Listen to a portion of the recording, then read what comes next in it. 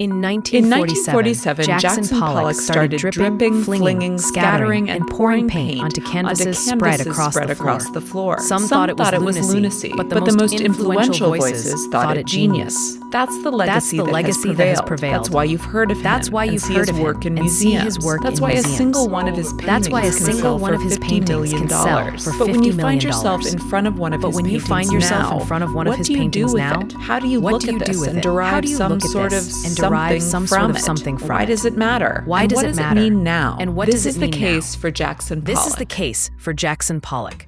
Paul Jackson Pollock was born in 1912 in Cody, Wyoming, moved around the Southwest with his family, attended high school in Los Angeles, and landed in New York in 1930 to pursue art, encouraged by his older brother Charles. Pollock studied at the Art Students League under American regionalist Thomas Hart Benton, whose representational style he would go on to react against, but whose rhythmic structure and contrast of light and dark the young artist internalized. His eyes were trained on the usual suspects of European modernism, including, of course, Picasso, whom Pollock once cursed, saying, "That bastard, he misses nothing." He looked to the Mexican muralists, like José Clemente Orozco, and also David Alfaro Siqueiros, whose experimental workshop Pollock joined in 1936. Siqueiros believed the paintbrush to be an implement of hair and wood in an age of steel, and that revolutionary art required new materials like automobile lacquer and innovative techniques like airbrushing, stenciling, stenciling, and controlled accidents. Pollock incorporated some of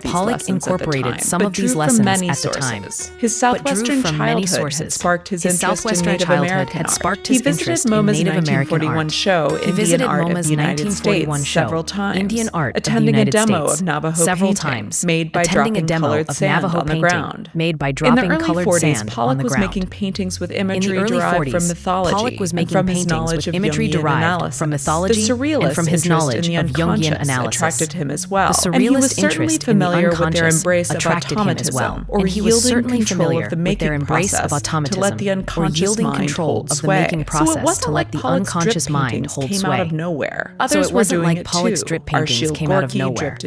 Others were doing it too. Arshile Gorky dripped in 1944. Hans Hofmann did around the same time, and Pollock was trying it out in his paintings as well. But his first big break came in 1942 with this kind of work, which was selected for a show at Peggy Guggenheim's Gallery Art of this Country, having been judged by the likes of Piet Mondrian, who, having fled Europe during World War II, claimed this was the most interesting work he'd seen in America so far. Pollock's first solo show garnered much attention. Pictures described as archaic, tribal, and of elemental power. Curator James Johnson Sweeney described his talent as volcanic. It has fire. It is unpredictable. It is undisciplined. What we need is more young men who paint from inner impulsion.